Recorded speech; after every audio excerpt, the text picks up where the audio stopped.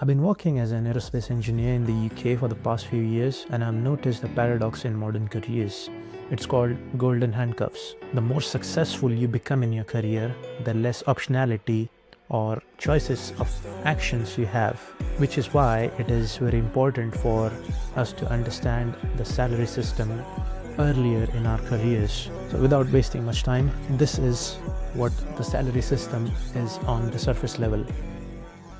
In the salary system, the basics are you have your time which you use to work and you trade the work for your salary. The thing about salary system is your income is fixed and your growth is linear. You get a fixed amount in your bank account each month and the amount usually grows linearly. No matter what job you're working, you have fixed increments, and if you plotted them on a graph and zoomed out on a long enough time scale, the graph is pretty much linear. One good thing, actually the best thing about the salary system is it is high stability. The money is monthly recurring revenue. No matter what you do, you will have your paycheck in your bank account each month. So it's very low risk and it's guaranteed money. Now, coming to the constraints of the salary system, it is time, because time is finite and so is your energy. Even if you work overtime and you get paid extra for overtime, there's a limit to what you can earn because your money is tied to your time, and there's an income ceiling. No matter what profession you are in, if you're working a 9 to 5 job, there is a fixed income ceiling. Most people find out about it too late in their careers, so it's not that difficult to find out. Most big organizations do have published documents regarding pay grades, so there's a range of salaries that are fixed in a pay grade, and if you hit the top ceiling of that pay grade, the company cannot give you any more increments. They would have to bump your pay grade up, and that doesn't happen without a title, position, or a change of responsibilities. So find out what that is and know exactly what the ceiling at your current position is and what you need to do to get to a higher pay grade. And the other one is dependency. You are dependent on your paycheck for your survival, for your daily needs, and that dependency leads to golden handcuffs. Now, what is golden handcuffs? Say you keep working your job for a certain number of years and you gain a lot of experience. You would get that bump in the salary that we were talking about. You would get a better position, you have better salary, you start earning more. And what happens when you start earning more? Once you reach a higher pay grade, you don't keep living the same life. Your lifestyle inflates with your salary. You start going to a better supermarket, you start buying organic groceries, you start driving a nicer car, fill up your petrol tank more often with premium petrol, all of that. And the thing that comes with it is a reduced appetite to risk, because now you're not trying to grow or not trying to optimize for growth or making money. You're focusing your time and energy on preserving what you already have, because the lifestyle that you have now, you compare it with the lifestyle you had 5 years ago and it seems very comforting and you want to keep going on the same path. You know what I mean? And that trying to protect what you have, coupled with the reduced risk appetite, makes the job or your position or the current life path you're on much harder to leave. So in that, the opportunity cost is very high. You have a single point of failure for your finances, and that leads to economic vulnerability. That is not a good place to be. That's when people become desperate. That's when people work 45-hour weeks, do unpaid overtime because they want to protect what they already have, and that leads to a person thinking this is all there is to life, because if I take a risk at this point, which in turn leads to limited leverage, because a vulnerable or a desperate person doesn't have much leverage in any company or business for that matter. And the lack of leverage obviously leads to a lack of scalability, your lack of increments, or I don't know how to put it. You end up surrendering your autonomy or decision making power. Your day-to-day is dependent on your manager's mood or his wishes or what the company is planning for you. Coming to late entry, the later you break this cycle in your life, the lower upside there is. If you decide, oh, I'm gonna start something of my own when you're 68, you're not gonna enjoy or reap much benefit off of it. So it's which is why in the beginning I said it's really important for us to understand the system early on in our careers. Now that we know the basics of the salary system, what can we do to leverage it? Hang on. So how to leverage your 9 to 5 job to build financial freedom. This is a retard maxed version of it. Very simple, very straightforward, very basic, fundamental. I'm a busy individual. My time is important and I'm not gonna waste yours. So watch out. And then using your foundation in an action plan. Your job, your 9 to 5 job is your foundation, because you're not starting from zero. You're not unemployed. You're not at the same level as a unemployed college graduate. If you already have a job, you are starting way ahead of them in line, because your job provides you with your foundation. Your job provides you with a stable income. It provides you with skills that you need in a business. Most people don't know this because they think job, working for a corporate and business are two different things. No, it's not. It's dealing with people, it's dealing with deadlines, and it's dealing with pressure. So if you have a demanding career, you have most of the skills required for business. So your job provides you with stable income, it provides you with skill, and it is low risk because you can take a certain percentage of your monthly income and invest in something, invest in a side hustle, invest in stocks. No matter whatever idea you have or you would have, you can afford to put aside a small amount of money from your salary, and even if you lose it, you'll get that amount back next month, which is why it is extremely low risk to start a business or a side hustle if you are employed.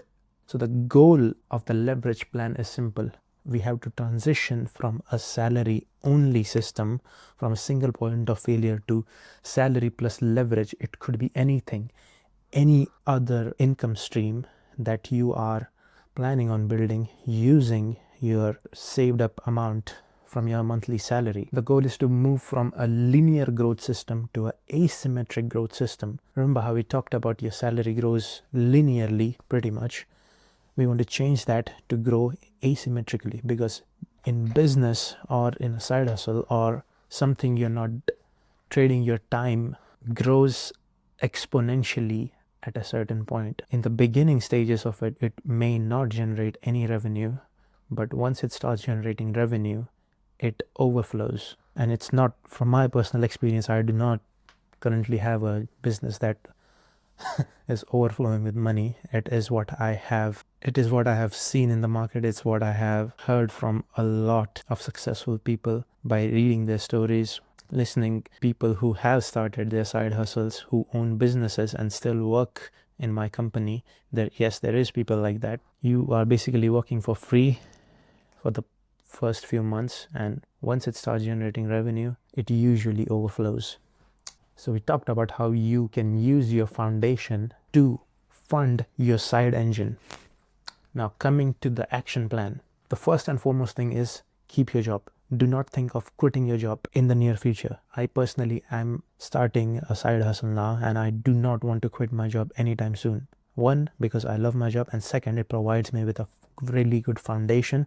I am in a very specific place in the market that I do not have to take a lot of risks, and I can still keep on doing the things that I'm doing consistently. Keep on investing time and a certain amount of money each month. So step number one, forget everything. Never quit your job for your side hustle. And second is obviously start a small side hustle. It could be anything. It could be a physical business like a corner shop. It could be an online business. It could be freelancing. Could be getting a second job if you have the skills and the time. It could be anything. The point is to get an additional stream of income. Now, the third step is build skills. Notice how this is the third step after starting a small side hustle. Because remember, I said if you are working a job and have been working a job for at least a couple of years, you have most of the basic skills that are required to start a business. So do not procrastinate because of lack of skills or because you think you lack a certain skill, and don't spend too much time learning new skills. Start a business first and build skills along the way. Use those skills to provide a service that provides value, which would in turn generate income. Last but not least, avoid the lifestyle lock-in.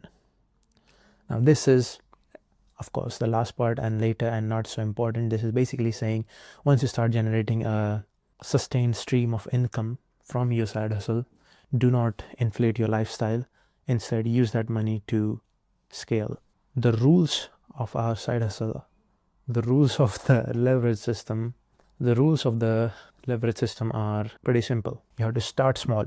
If you have a 9-to-5 job, your aim should be low risk and something that is sustainable. If it is low risk, low investment, you can sustain it. You can put it, think of it like this. The easier it is to sustain, the more chances of success you would have as a 9-to-5 employee in your side hustle.